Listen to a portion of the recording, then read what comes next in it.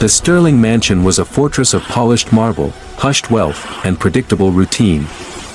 Nestled in the exclusive hills of Connecticut, it was home to billionaire tech magnate Richard Sterling, his impeccably dressed wife, Eleanor, and their 4-year-old son, Ethan, and then there was Clara. Clara was the maid, a silent fixture in the opulent surroundings, moving through the rooms like a ghost, her presence marked only by the absence of dust and the perfection of the folded linens. She was 28, her features kind but perpetually guarded, a wall built of years of quiet service and unspoken burdens. Her current task was polishing the silver tea set in the sun-drenched, 2-story living room, the kind of room that felt more like a museum than a home. In the center of the plush, custom-made Persian rug, Ethan was absorbed in building a fortress out of oversized, wooden blocks. The boy was the heart of the home, a small, bright spark in the often sterile environment, guardian of the little spark, and another silent inhabitant of the mansion, was Atlas. Atlas was a cane corso, a massive, muscular dog with a coal-black coat and the head of a Roman statue. He was Richard's prized possession, not just a pet but a status symbol. He was, by all accounts, a model of canine discipline, calm, obedient, and fiercely protective. He usually lay near Ethan, his breathing slow and rhythmic, an anchor of stillness in the room. But today, something was subtly wrong. Clara, humming a soft, tuneless melody as she worked, paused. The sound wasn't loud enough to disturb the tranquility, but it vibrated through the floorboards, a low, discordant rumble. Atlas was not sleeping, the dog was on his feet, stiff-legged and motionless, his immense body coiled taut. His gaze was fixed not on the door or the window, but on the small, unsuspecting boy a few feet away. His tail, usually still, gave a sharp, almost aggressive twitch. Clara's heart gave a sudden, hard jerk against her ribs. She set down the silver with painstaking slowness, trying to keep her movements minimal, non-threatening. This is Atlas, she told herself. He is trained. He is good, but the low sound intensified. It was no longer a rumble, it was a guttural, deep snarl, a sound that spoke of ancient, primal aggression. The kind of sound that warned of a broken barrier between beast and man. Ethan, finally sensing the shift in the air, stopped playing. He looked up at the huge dog towering over him, his small face contorted in confusion, then fear. Atlas took one slow, deliberate step toward the boy. The hackles along his spine rose, turning his sleek coat into a menacing ridge. A thin line of drool hung from his jaw, pulled back to reveal the flash of his huge, terrifying teeth. Ethan let out a tiny, frightened whimper and tried to scramble backward. That sound, the snarl, was the trigger. It was a sound Clara hadn't heard in years, a sound she had spent half her life trying to forget. All the polished marble, the custom-made furniture, the years of silent, controlled service vanished in an instant. The maid, Clara, ceased to exist. In her place was a woman driven by a raw, immediate, and terrifying instinct. The dog lunged. It wasn't a playful nip, it was a silent, terrifying leap aimed directly at the boy's exposed neck. Time fractured. Before her brain could process the movement, Clara launched herself across the room. She didn't yell, didn't scream a warning. The only sound was the soft, desperate gasp as she propelled her entire body into the space between the animal and the child. She didn't try to fight Atlas. She didn't try to overpower him. Instead, with a speed and practiced precision that was utterly shocking, she threw her arms around Ethan, rotating her body so that the thick, muscular shoulder of the charging dog slammed directly into her ribcage instead of the child. The impact was brutal, knocking the wind from her lungs and sending them both tumbling onto the Persian rug. The dog, momentarily stunned by the unexpected, solid obstruction, was thrown off balance. It shook its massive head, letting out a frustrated, deafening roar, and prepared to attack again, but Clara was faster. Even as the pain radiated through her chest, she rolled onto her side, shielding Ethan completely with her body, and then, using a swift, practiced movement of her forearm, she struck a specific pressure point on the dog's neck. It was a movement that was too precise, too expert for a humble maid. Atlas went rigid. The snarl died in his throat, replaced by a confused, low whine. His legs buckled, and the massive animal crumpled onto the floor, stunned but not harmed, rendered instantly docile. The silence that followed was broken only by Ethan's terrified, high-pitched sobbing. Clara lay there, panting, the smell of the dog's breath and fear still heavy in the air. She held the shaking boy tight against her chest. Her eyes, wide and luminous, were not looking at the dog, but fixed on an invisible point on the ceiling, haunted by a shadow only she could see. The calm voice of the Sterling mansion's routine was shattered. Richard Sterling, having heard the noise from his home office, burst into the room. He saw the scene, his terrified son, the enormous, docile dog inexplicably collapsed, and Clara, the quiet maid, breathing heavily over the boy. Clara! What in God's name happened? He roared, rushing over and scooping his son into his arms. Eleanor, entering behind him, gasped, covering her mouth with a manicured hand. Atlas! He would never. Clara slowly pushed herself up, wincing as her ribs protested. She smoothed her skirt, trying to pull the veil of the humble maid back over the woman who had just demonstrated the instincts of a seasoned protector. He became agitated. Sir, she said, her voice surprisingly steady, despite the tremor in her hands. I only got between them. He stumbled. She lied easily, flawlessly. She couldn't tell them the truth. Not yet. The truth was too dangerous. Richard was too overwhelmed with relief to question the details. You saved him, Clara. You saved our son. He looked at her, his eyes shining with a sudden, profound gratitude that fractured the usual employer-employee distance. Anything you want. Anything at all. You have saved my family. Clara simply shook her head, the guarded look back in place. It was just instinct, Mr. Sterling. My job is to protect this home. She stood up, ignoring the throbbing pain, and calmly picked up the scattered wooden blocks, the picture of a servant returning to her duties. But as she bent down, the collar of her uniform slipped, and Eleanor noticed a thin, jagged, almost white scar running just beneath Clara's jawline, a scar that looked suspiciously like the mark of teeth. The millionaire couple was grateful, but the silent, immediate competence Clara had shown was too much to ignore. It was an action that demanded a history, a hidden, explosive past that was about to unravel everything. The incident in the living room sent a shockwave through the Sterling household, not unlike the ripple left in still water after a heavy stone is thrown. The silence that had previously defined their wealth was replaced by a humming tension, centered entirely on Clara. Richard, still reeling from the potential loss of Ethan, sat in his mahogany-paneled office later that evening, his face etched with turmoil. He had fired Atlas's trainer immediately and scheduled a full behavioral evaluation for the dog, who remained strangely subdued in his kennel, but the real focal point was Clara. It wasn't a stumble, Eleanor, Richard said, running a hand through his silvering hair. I reviewed the security footage. She didn't trip the dog, she neutralized it. She hit a specific point, a pressure point. And the speed, it was instantaneous. Eleanor, sipping a glass of wine, nodded, her eyes distant. She wasn't just thinking of the speed, she was thinking of the scar she had glimpsed, the jagged, old wound under Clara's jaw. She reacted like a soldier, Richard, not a housekeeper, Eleanor mused, setting down her glass. And she lied about it. She said she stumbled. In the world of the Sterlings, where everyone had a carefully curated biography and background check, Clara's unexpected expertise was a serious breach of protocol, and a puzzle.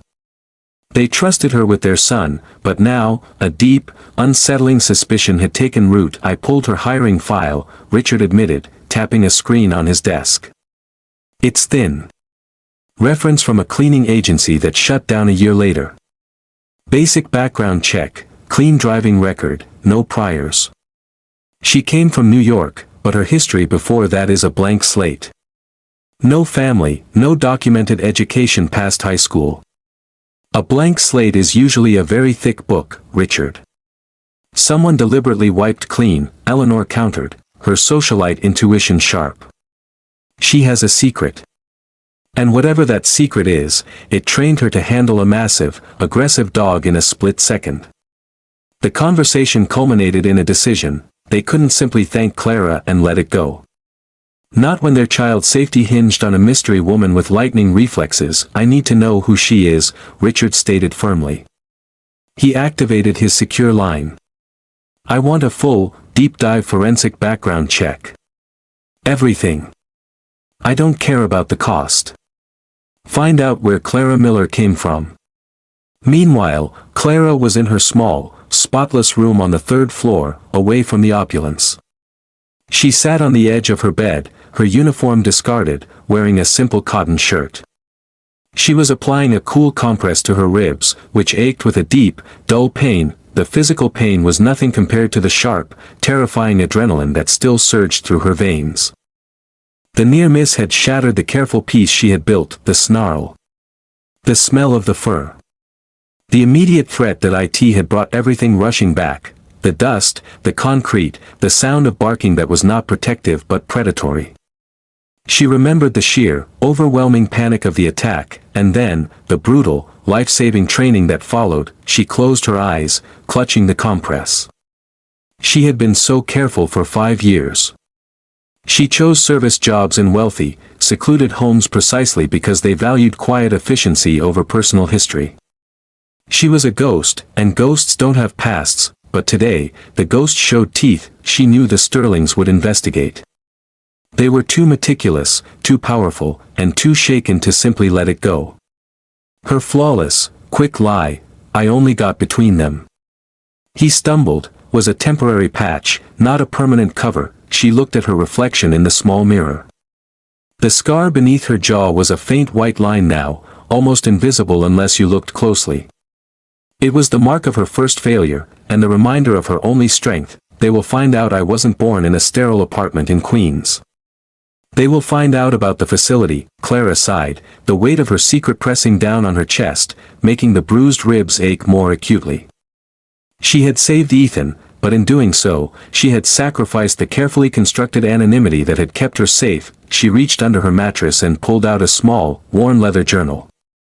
She opened it to a page she had written years ago, a promise to herself. Rule number 1, never draw attention. Rule number 2, never use the training. Rule number 3, never let the past hurt the innocent. She had broken rule number 1 and rule number 2 in the same, terrifying second. But she had protected the boy. That was the only thing that mattered now. She carefully began to tear a page from the back of the journal, a page of coded notes about contingency plans, just in case. She needed to prepare.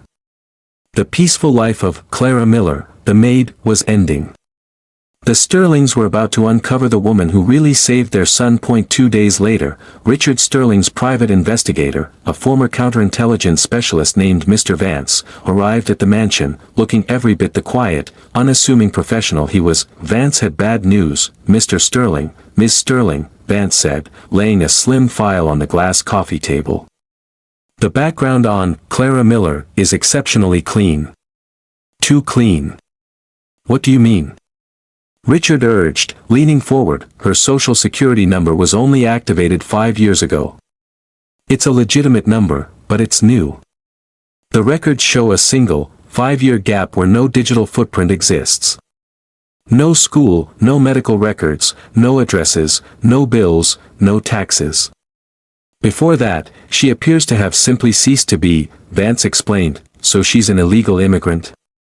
Eleanor suggested skeptically. "No, her documentation is flawless, but the history is manufactured. It suggests the involvement of a highly sophisticated, non-governmental organization, or an agency that specializes in re-entry," Vance said, his voice dropping slightly. "I tracked the initial activation point of her identity. It originated near a specific geographical region known for a specialized private security and K-9 training facility." Vance paused for dramatic effect. "The facility is called the Aegis Project.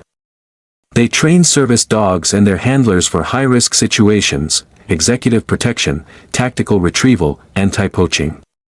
But they don't use conventional methods."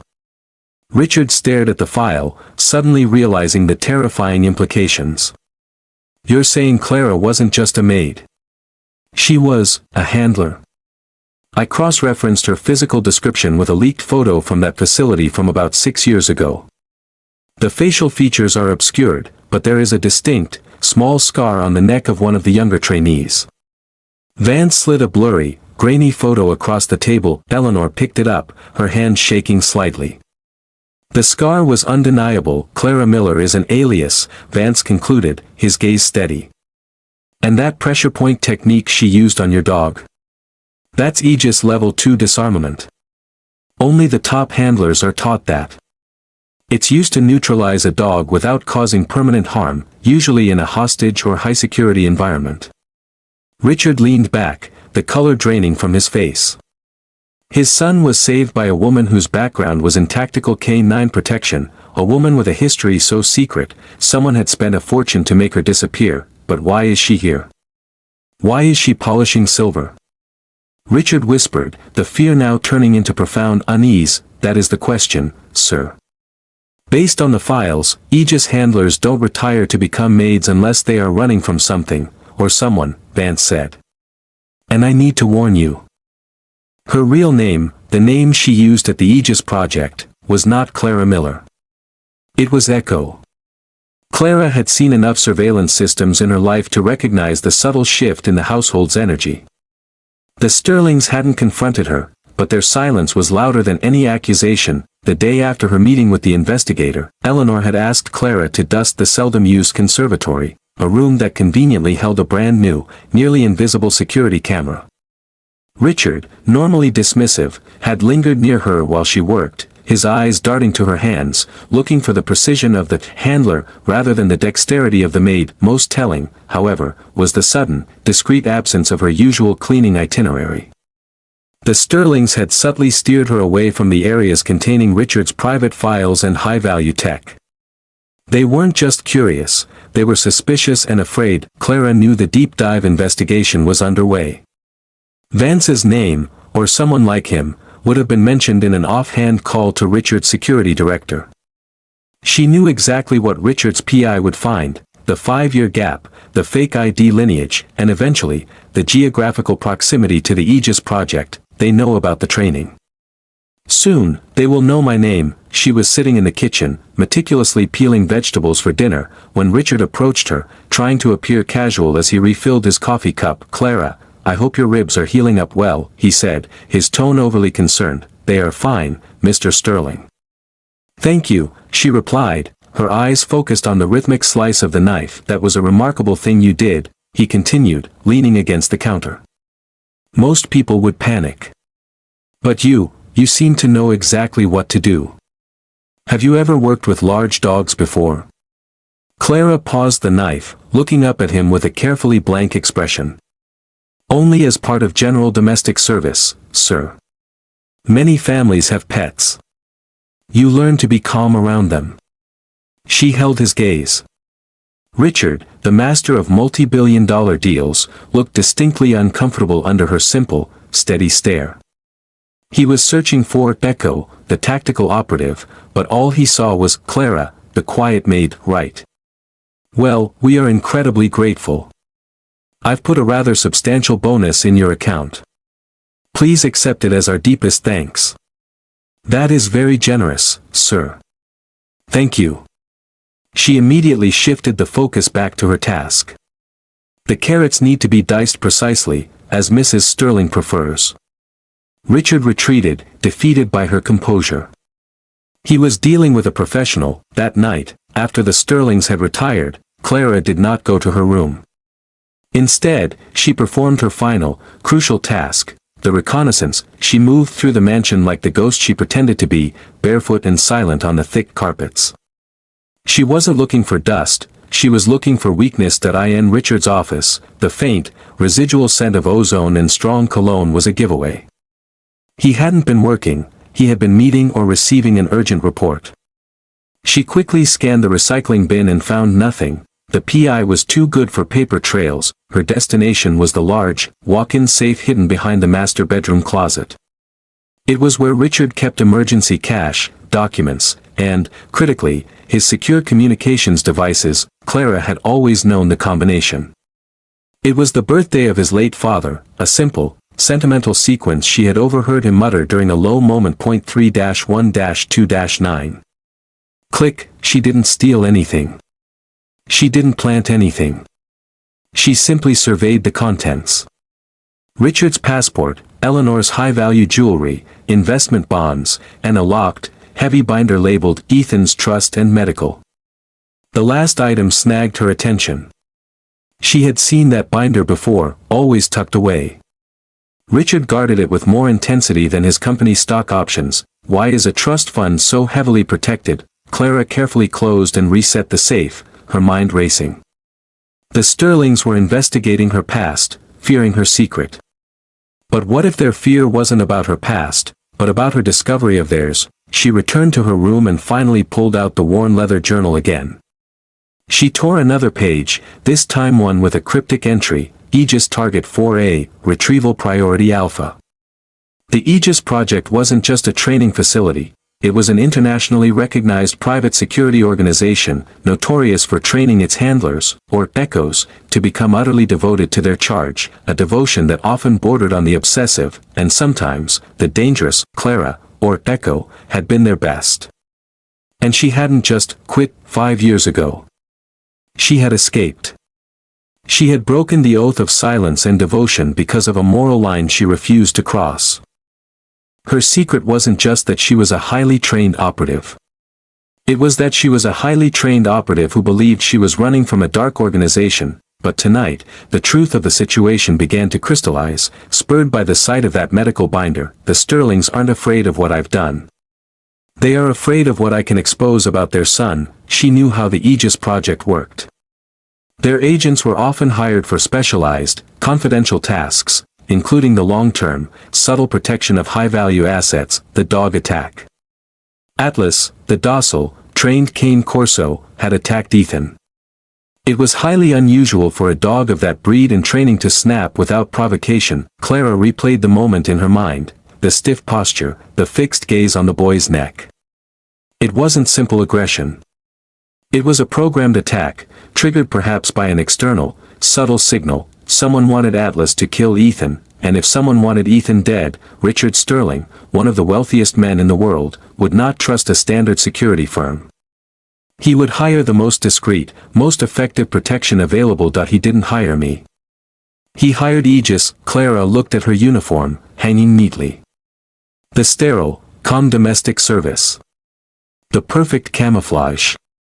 She was not a runaway maid, she was the backup guard, placed by the Sterling's own security team to observe the primary protection, Atlas. The dog attack wasn't a danger she was hired to solve, it was the failure of the original security layer. Richard Sterling knew exactly who she was. He had hired Clara Miller 5 years ago because her background was a known, deniable fake tied to the Aegis network. The secret was not Clara's past. The secret was Ethan's vulnerability, and the Sterling's deliberate use of a retired asset to protect him from a danger they couldn't name. The shocking truth wasn't that the maid was an operative.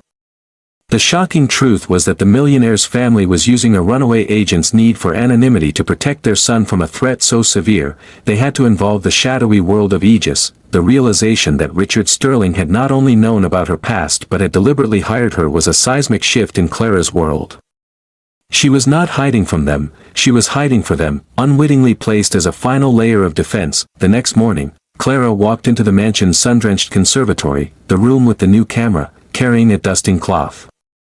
Richard was waiting for her, standing rigidly amidst the exotic potted palms, a single file folder held loosely in his hands. He didn't waste time with pleasantries. "The bonus I offered you, Clara," Richard began, his voice low and tight. It was never about gratitude.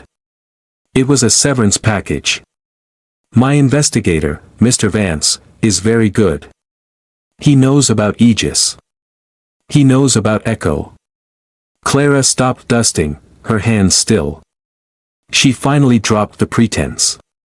Her posture subtly changed. Gone was the meek deference of the maid, replaced by the poised, economical stillness of the agent. "Then you know that what I did to Atlas was purely defensive," she said, her voice clear and devoid of any servant's lilt. "I neutralized him, I did not harm him. The dog was compromised." Richard slowly laid the file folder on a glass table. The title on the tab was a single, devastating word, Echo. "I hired you 5 years ago because your profile, the intentionally blank history tied to that specific network, was flagged to me by my own security consultant," Richard admitted, his eyes fixed on her. I needed a ghost. A final failsafe. Someone who could see the cracks in my security that my own team might miss. He stepped closer, his voice dropping to a near whisper. I knew your identity was fabricated. I paid a considerable sum to ensure your application made it through my agency's filtration system. You weren't a risk to my home, Clara. You were the last line of defense against a risk. Clara finally allowed a flicker of emotion to cross her face, cold comprehension. You used my need for safety to protect your own. And you put me in the firing line. I put you in a very safe place, where the primary threat was supposed to be neutralized by Atlas, Richard countered, his expression shifting from guilt to desperate fear. But Atlas failed. The threat is escalating. And now, I need to know. Why did the dog turn? And what is the real purpose of the scar on your neck? Clara looked at the immense power he wielded, the power that had tracked her down and manipulated her life, and yet, she saw the sheer terror of a father. She knew she had to give him the minimal truth to gain the whole picture.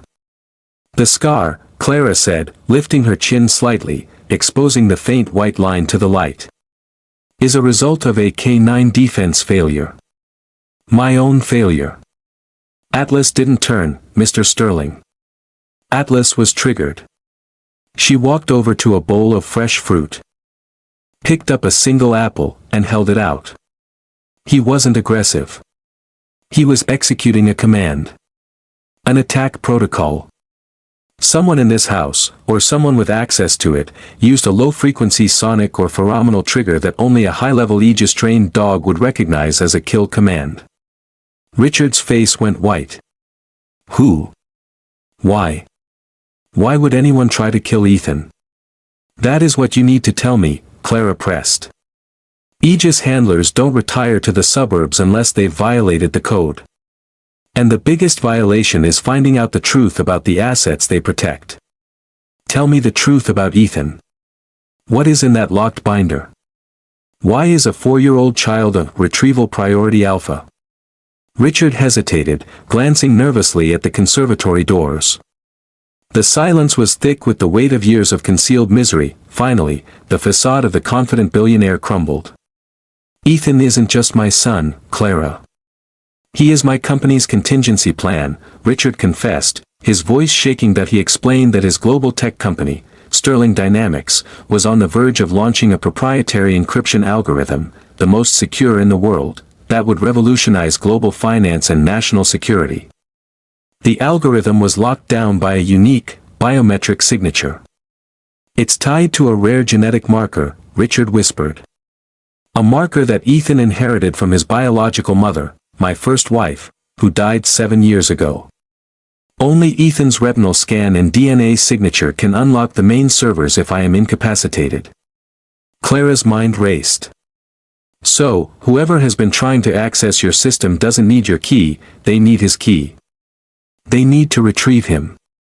Exactly. And the biggest threat isn't a government.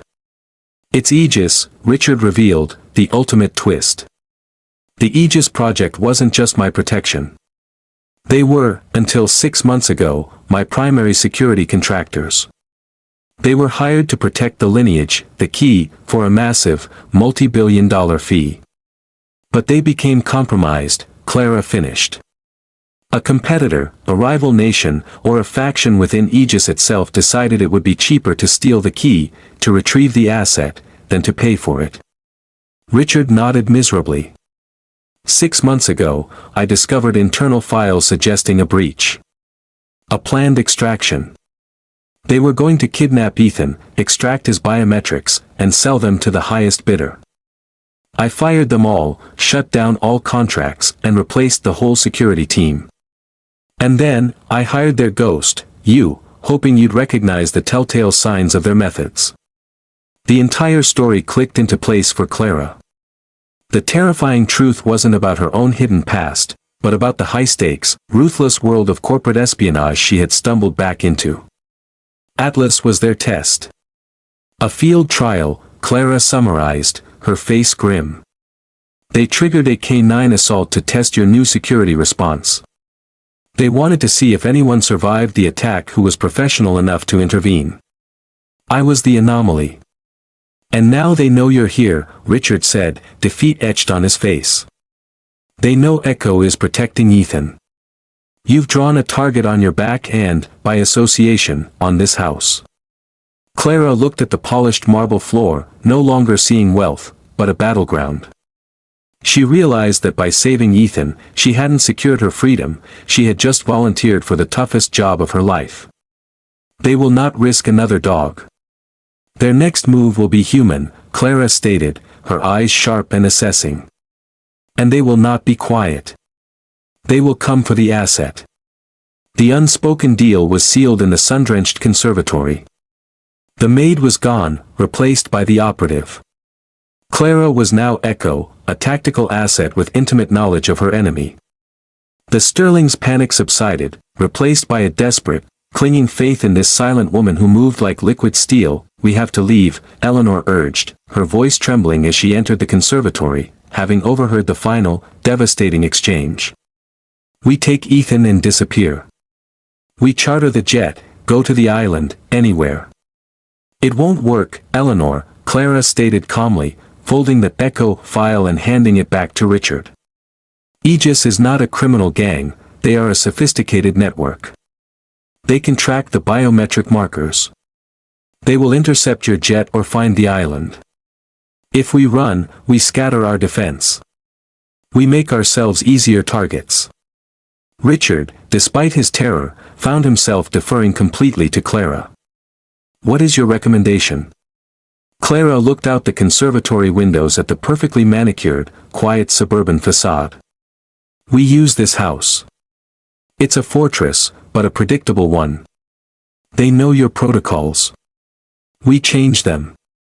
We don't run, we bait them. She laid out her plan with chilling precision. Step 1, the lull. They would continue all household routines as normal.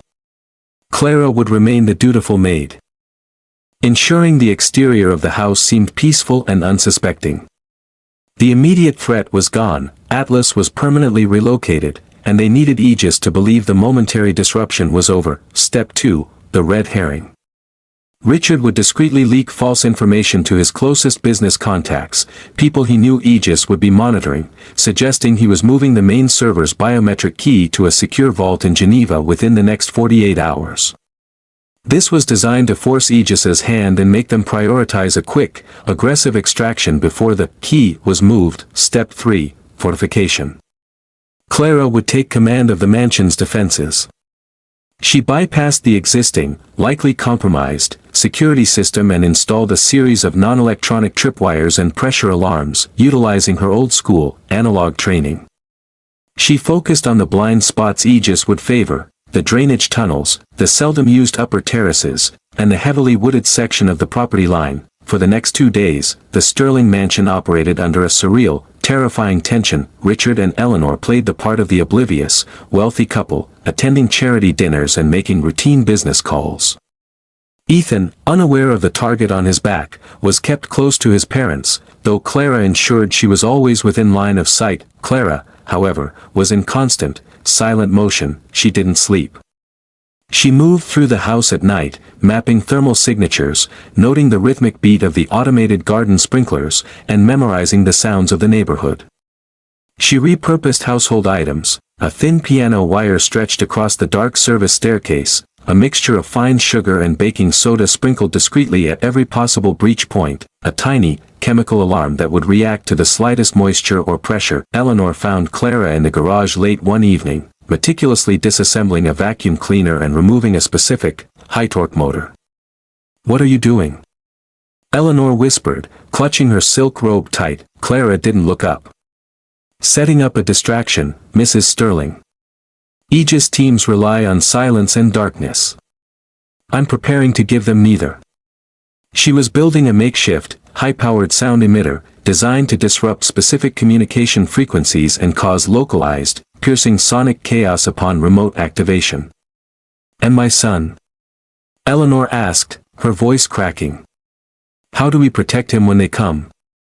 Clara looked up then, her eyes hard but sincere. "Ethan is the asset. They won't harm him, not permanently. They need the biometrics. Our focus is not on keeping him safe, Mrs. Sterling. It is on keeping him away from them long enough for us to win. 48 hours after the confrontation, the digital red herring worked. Richard received a cryptic, anonymous message on an old, forgotten account. The transfer is noted. Containment will be initiated before departure. The message, brief and menacing, was a classic Aegis signature, an implied promise of aggressive action. They were coming tonight. Clara gathered Richard and Eleanor in the reinforced panic room, a hidden vault beneath the library floor. Ethan was already asleep inside, clutching a stuffed elephant. They will come in 2 waves, Clara predicted, sketching a quick diagram on a notepad. A diversion team, Delta, to draw attention to the main gate, and the extraction team, Alpha, moving stealthily from the rear, using the tree line and the old drainage pipes. Where will you be? Richard asked, his voice barely audible. Clara closed the panic room door, locking the Sterlings inside. She didn't answer him. Her weapon of choice was not a gun, she had none, and Aegis protocols dictated minimal use of firearms, but intelligence and misdirection. She walked to the 3rd floor landing and opened the wide, arched window overlooking the secluded backyard and the dense woods. The house was now dark, she was the bait. She was the sentinel. And she was ready. At precisely 2 a.m., the night was split by a sudden, jarring sound, not from the front gate, but from the west side of the property. Clara's vacuum cleaner motor, mounted with the amplified sound coil, roared to life, emitting a directional, high-pitched shriek that pierced the tranquility and seemed to reverberate only within the grounds. The diversion has begun. Clara watched from the window as 3 figures, sleek in black tactical gear, dropped silently from the tree line and began traversing the yard towards the house, the Alpha team. They moved with the familiar, disciplined economy of Aegis trainees. She recognized the lead operative by his distinct gait, Marcus. He was 2 classes ahead of her at the facility, cold, precise, and utterly ruthless. Clara smiled faintly in the darkness. She wasn't just fighting for Ethan, she was fighting her own ghosts. Marcus and his team approached the rear drainage grate, a known weak point in the Sterling security perimeter. As they reached it, the first set of alarms activated, not a bell, but a series of interconnected, barely visible nylon threads that snapped taut, triggering Clara's own simple devices, a dozen empty aluminum cans tied together, rattling furiously. The Aegis team paused, annoyed but not deterred. They quickly cut the cans down. Amateur, but as Marcus stepped onto the flagstone path, the fine dusting of sugar and soda shifted under his weight. The path, which Clara had subtly dampened with a hidden hose during the night, instantly reacted. A barely visible hiss of carbonation rose from the ground, confirming their entry point. Marcus signaled his team to proceed, assuming that Maid had exhausted her simple tricks. They entered the dark kitchen through a window Clara had deliberately left slightly ajar. As the second man swung through the window, Clara hit the remote trigger for the sound emitter. It didn't shriek this time. It emitted a focused low-frequency pulse, designed to disrupt inner ear balance and cause instant, disorienting nausea in a confined space. The 2 operatives inside stumbled, clutching their heads and letting out muffled groans. Marcus, still outside the window, swore violently. He immediately recognized the frequency disruption. This was not the work of a frightened maid. Echo, he snarled into his comms. She's active. Change of plan. The asset is a secondary objective. Primary objective, neutralize Echo. The game had officially begun. Clara, standing alone in the darkness on the 3rd floor, listened to the sound of highly trained killers moving inside the house she had prepared for them, and she finally let go of the last remnants of Clara Miller. The mansion had become Clara's chessboard. Every hallway, every shadow, and every piece of furniture was a potential defense or distraction. The disorienting low-frequency pulse bought her crucial seconds. The Aegis team, led by Marcus, recovered quickly. They were highly resilient, but the surprise had cost them their silent advantage. They split up. 2 men, Team Beta, went to secure the 3rd floor, where the sound was traced, and Marcus, Team Alpha, headed directly for the library, the most probable location for the panic room. Clara was waiting for Team Beta on the dark, wide second-floor landing. She had already executed the second phase of her defensive plan. As the two operatives, moving in staggered formation, reached the top of the grand staircase, a sudden, blinding flash erupted from an antique vase Clara had filled with flash powder and positioned with a simple, tilt-activated wire. The sharp, concussive flash filled the hallway, momentarily destroying their night vision goggles and forcing them to recoil, cursing under their breath. Stun grenade. Move back, one operative yelled, instinctively raising his hands to his eyes, but it wasn't a grenade, it was a distraction. Before their eyes could readjust, Clara dropped silently from the shadow of a large, oil-painted portrait where she had been waiting on a ledge. She moved with the fluid brutality of someone who had trained relentlessly against large, fast opponents. She didn't use force, she used leverage. The first operative, attempting to regain his footing, was met by a low, sweeping kick to his standing leg's knee joint. The unexpected force to the side of the knee sent a shockwave up his body, collapsing him instantly in pain. The second operative, more disciplined, spun around, attempting to deploy a taser. Clara dodged the twin probes effortlessly, her body bending back an impossible degree. As the man overextended, she slammed her open palm, not her fist, into the side of his neck, hitting the same pressure point she had used on Atlas. The man gagged, his motor control seizing. He dropped the taser, his eyes rolling back as he slumped against the wall. Clara didn't linger. She quickly disarmed the downed operative of his communication device and tactical knife. She was bruised, her shirt torn where the first operative's clumsy hand had caught her, but she was untouched by a single serious blow. 2 down. 1 to go. She listened intently. Marcus was already in the library, confirming the location of the panic room. The sounds of him trying to breach the reinforced steel door were a dull, rhythmic thudding from below. He wasn't using explosives, he was using a hydraulic cutter, a signature Aegis tool designed for precision. Quiet entry. Clara moved toward the library. She knew she couldn't stop Marcus from opening the door, she had to be there the moment he broke through. Inside the panic room, the Sterlings were trapped. The air was heavy with the smell of recycled air and Eleanor's expensive perfume. Ethan, thankfully, remained asleep, sedated with a mild, pre-prescribed sleeping medication. Richard and Eleanor listened in paralyzed horror to the metallic, insistent grinding of the cutter above them. "He's through the concrete," Richard whispered, his face pale, clutching a heavy, ceremonial letter opener, a useless defense. "He'll hit the steel next. We have minutes." Eleanor, despite her fear, managed to ask, "Why isn't she here? Why didn't she stay with us?" Richard shook his head. "Because she knew she would be a target. She's fighting them where they are strongest, forcing them to come to her. She's buying us time." The grinding stopped abruptly. A metallic snap echoed through the vault. Silence.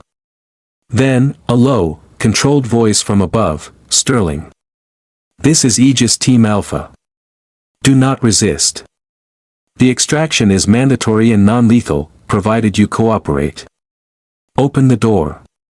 Richard stared at the heavy locking mechanism, his hand hovering over the release button. He knew opening the door meant handing over his son, the key to his empire. Outside the library door, Clara arrived just as Marcus began issuing the ultimatum. She paused, surveying the scene. The hydraulic cutter had indeed sliced a clean line around the perimeter of the steel vault door.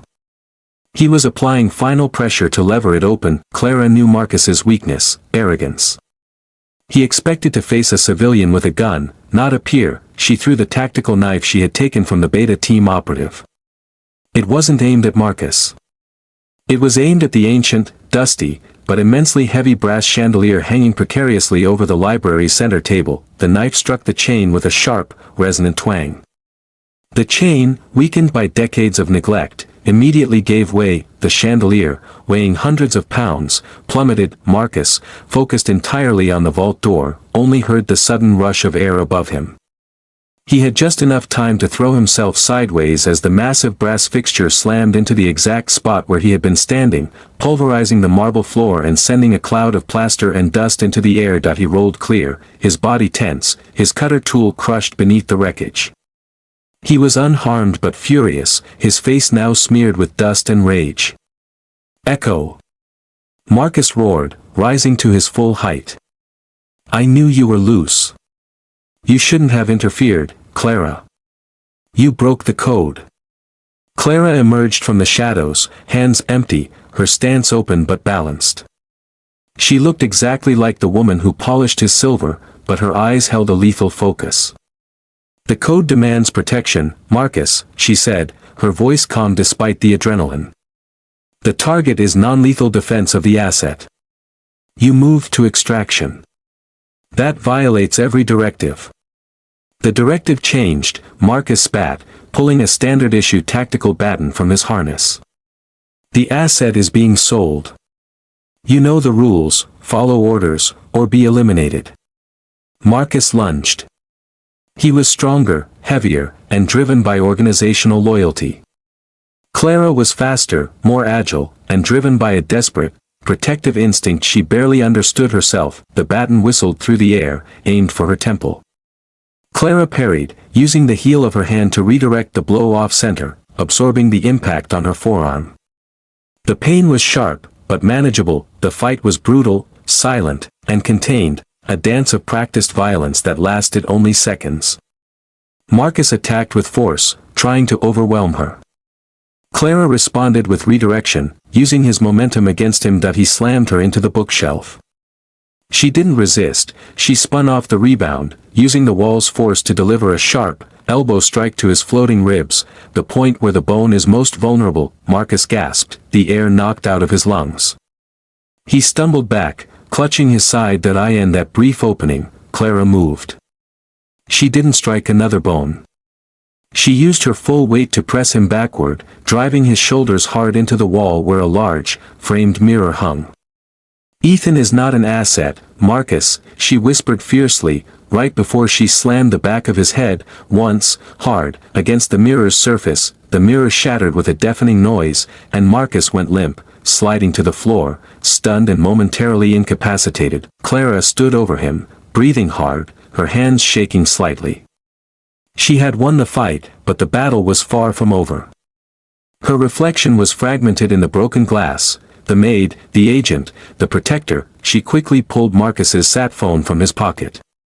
She saw the location tracker on the screen, the Aegis project. She didn't have time to decrypt his comms. She simply hurled the phone out the shattered library window, ensuring no signal could call for reinforcements immediately. She turned to the open, cut vault door. Richard and Eleanor were staring out, their faces reflecting terror and awe. It is done for now, Clara said, returning to the composure of the maid. But they will be back. We have to move the asset. She looked at Richard. Her gaze demanding honesty. You said you found out about the extraction 6 months ago. You must have a real contingency. Where is the real safe point? Richard, utterly broken by the sight of his elite security lying defeated and the confirmation of his fears, finally gave her the complete truth, the secret he hadn't even told Eleanor. We do have a safe point, he confessed, tears pooling in his eyes. But it's not a vault. It's a person. Ethan has a twin sister. The revelation hung in the dust-filled, wrecked library, a twin sister. This detail didn't just complicate the mission, it fundamentally changed the nature of the asset. A twin sister. Clara repeated, her eyes narrowed in rapid calculation. Is she also the key? Does she share the genetic marker? Richard staggered out of the panic room, leaning heavily on the vault door frame. Eleanor followed, her face a mask of shock and betrayal. They were born prematurely, Richard explained, wiping the grime from his face. After the tragedy of my first wife's death, I needed the most secure encryption possible. The biometric key needed to be unique, stable, and untraceable. I used my late wife's rare marker. He hesitated, glancing at Eleanor, who turned away, refusing to look at him. The twins, Ethan and his sister, Lydia, both inherited the marker. But to ensure absolute redundancy, I separated them immediately after birth, claiming Lydia had complications and needed long-term, specialized care in Europe. You lied to your wife? Clara asked, her tone flat. I lied to everyone, Richard corrected bitterly. Lydia is perfectly healthy. She is being raised in a highly secure, private home in rural Ireland, managed by a former intelligence agent. She is the ultimate failsafe. If Ethan is lost or compromised, Lydia becomes the functional key. Clara processed this information instantly. The Aegis project knows about the genetic marker. But they don't know there are two targets, do they? No, Richard confirmed. They have only ever focused on Ethan, the heir living in the public eye. His existence is known, Lydia's is erased. Then you have miscalculated, Mr. Sterling, Clara said, stepping over the unconscious Marcus. Aegis isn't after the key. They are after redundancy. They want both children to guarantee the data unlock, or perhaps, they already have a copy of the sister's biometrics and they needed Ethan to complete the sequence. She immediately dismissed that thought. The attack on Ethan was too aggressive to be a mop-up operation. They are coming for Ethan because he is the easier target. They want to test their extraction method here first, Clara decided, grabbing a handful of cleaning rags and using them to staunch a slow trickle of blood from Marcus's temple. We must assume they will target Lydia next, possibly simultaneously. We move now. Clara took charge, her energy focused and magnetic.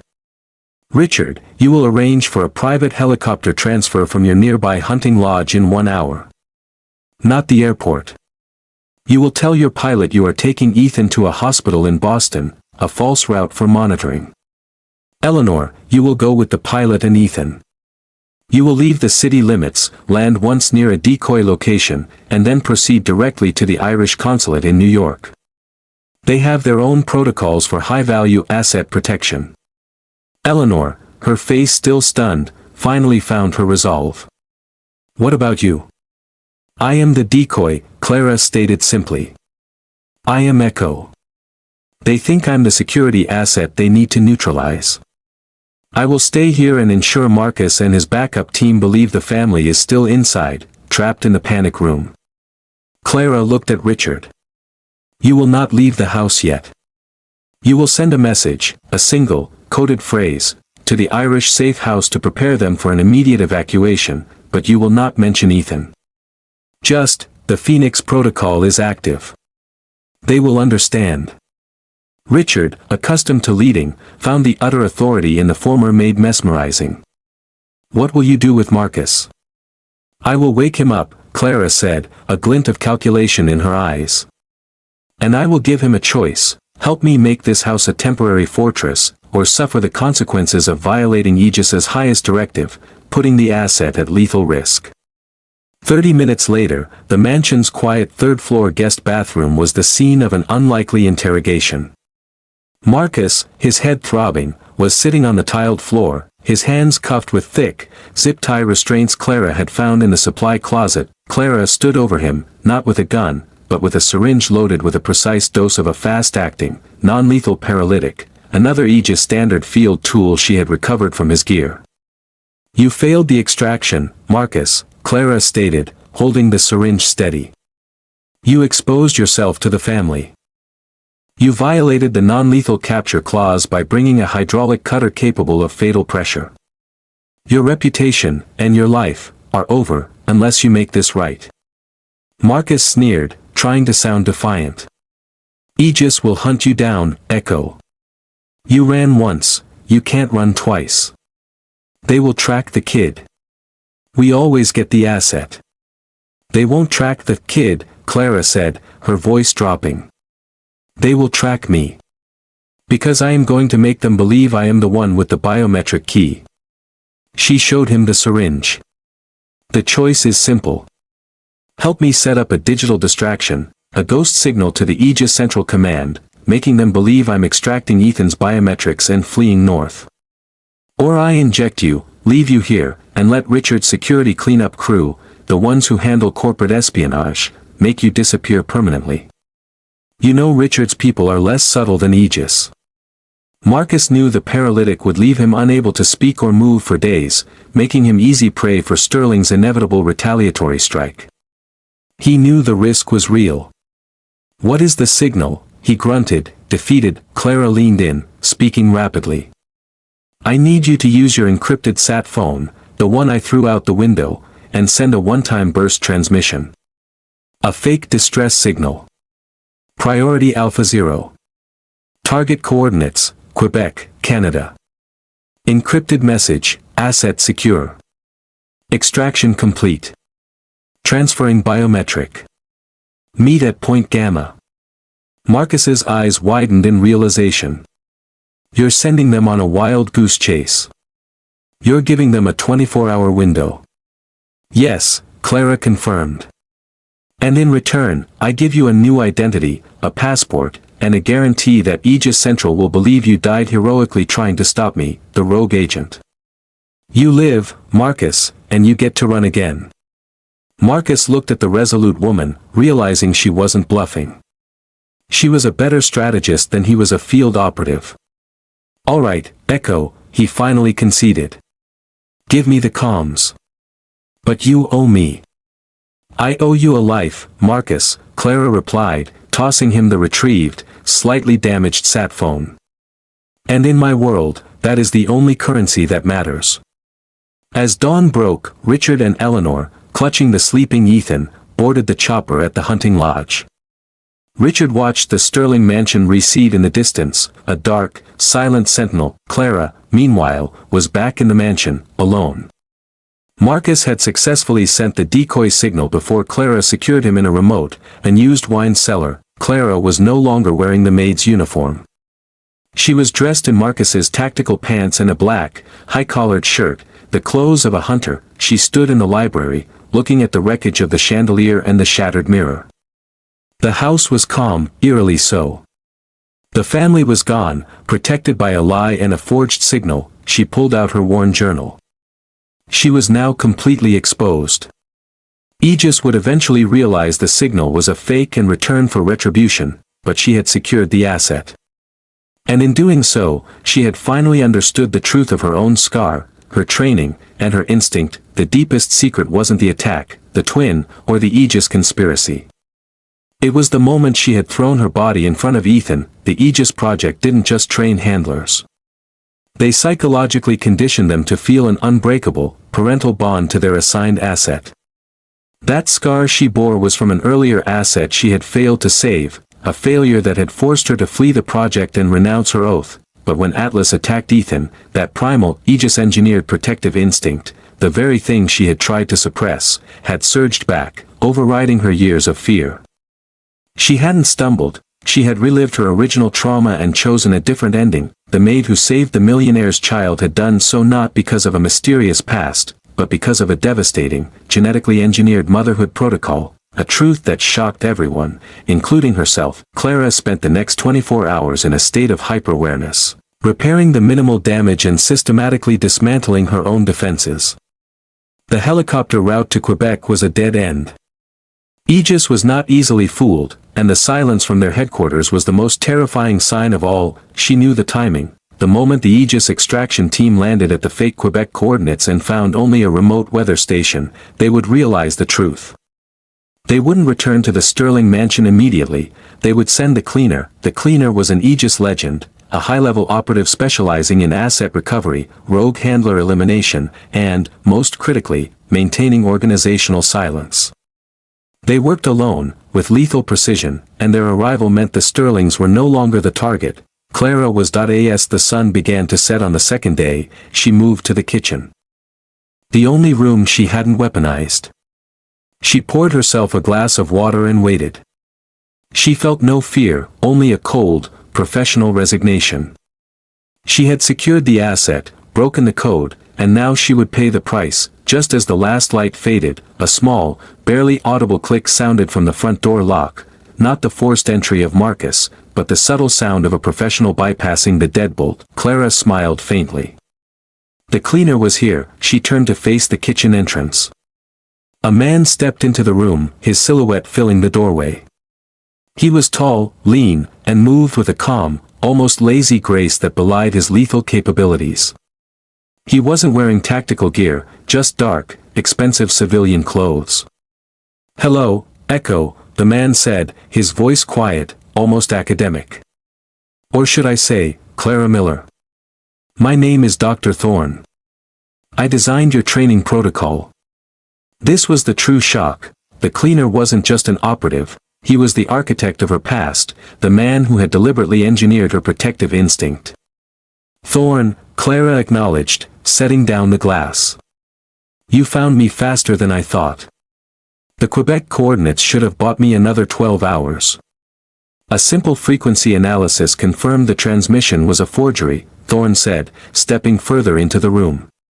"The only reason you would fake a flight north is to cover a transfer south, or east. The Sterling jet is being tracked to the Irish consulate. The boy is safe for now." He paused, his eyes assessing her, the scar, the ready stance, the remnants of the maid's uniform. "You broke the code, Clara. You violated the primary directive of silence and engagement. You used level 2 disarmament on an asset guard. Most damningly, you saved the child through instinct." "Instinct is what saved your asset," Clara countered fiercely. "Atlas was compromised. An outside threat triggered him. I intervened." "No, Clara," Thorne corrected, sadness mixed with clinical detachment in his voice. "Atlas was not compromised. Atlas was the final test." Clara froze. "What are you saying?" Richard Sterling suspected an internal threat from Aegis. When he broke the contract, he needed a guaranteed failsafe. "He didn't just hire you, he collaborated with me," Thorne confessed. "We knew your psychological profile. We knew about the protector's scar you earned when you failed to save your first charge, your guilt, your suppressed Aegis-engineered maternal drive." He continued, his words delivering a fatal blow to her reality. The dog attack wasn't a threat. It was a controlled psychological trigger. The snarl, the lunge, it was all designed to force you to drop the Clara Miller persona and engage your deepest, most primal programming, the motherhood protocol. We needed to know if the drive was still active. You passed the test, Echo. You successfully activated your bond with Ethan. Clara swayed, the entire foundation of her actions crumbling. Her heroic act, her terrifying choice, had been nothing more than a Pavlovian response orchestrated by the very organization she was running from. She was not a heroine, she was a manipulated tool. "You used my trauma," she whispered, her voice laced with venom. "We maximized your potential," Thorne countered smoothly. "But now you are a loose end. You are proof that the protocol exists, and proof of Aegis's manipulation of its operatives. The organization cannot risk you talking." Thorne pulled a compact, suppressed pistol from his jacket. "It's over, Echo. I'm sorry. I have to recover your assets, your training, your knowledge, and silence the anomaly." Clara knew she couldn't outfight Thorne, he was the master. But she could outthink him. "You won't kill me in the kitchen, Thorne," Clara said, stepping back toward the central island. "You need to keep the scene clean. You need my death to look like a simple, accidental suicide of a maid who cracked under pressure.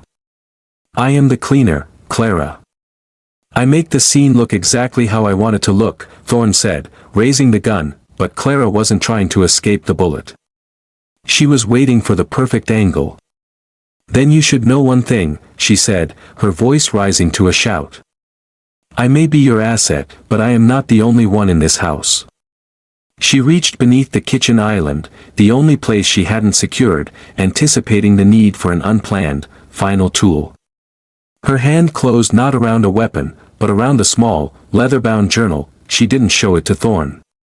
She threw it with all her strength at the nearest window overlooking the driveway. The journal smashed through the glass, sending shards scattering onto the pristine gravel. Thorne paused, his attention instinctively drawn to the sound. A distraction? Pathetic. "No," Clara said, her eyes shining with desperation and triumph. "A message." She had planned this moment for 5 years.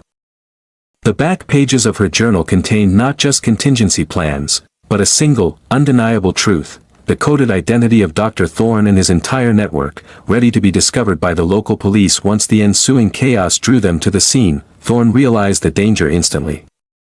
A recovered journal tied to a suicidal maid at a billionaire's home would expose his entire operation. His priority shifted from silencing Clara to recovering the journal. "Drop the gun, Thorne," a new voice commanded, sharp and ragged. From the doorway. It was Marcus, zip ties broken, his face pale, clutching his broken ribs. Clara had left a simple razor blade hidden beneath the wine bottles in his cellar. She had gambled on his desire for revenge against Thorne, the man who would have left him to die, being stronger than his loyalty to Aegis. Thorne cursed under his breath. "You fool, Marcus. She's running. She gave me a life, Doctor," Marcus wheezed, leveling his recovered taser at his former boss. "You gave me a lie." The standoff lasted only a second. Thorne, the cleaner, made the professional assessment: 2 threats, 1 critical, the journal, 1 secondary. Marcus, he didn't fire at either of them. He spun on his heel and sprinted through the doorway, his target now the smashed window and the exposed journal lying on the gravel. "He's going for the book. Stop him." Clara yelled to Marcus. Marcus fired the taser. The probe struck Thorne's back, delivering a high-voltage jolt. Thorne roared in pain but was only momentarily stunned, his training kicking in to absorb the shock. He continued running, stumbling out the front door and onto the gravel driveway. Clara, her heart pounding, ran to the broken window. She saw Thorne reach the journal just as the taser's paralyzing effects began to take hold. He snatched the book, but his body seized.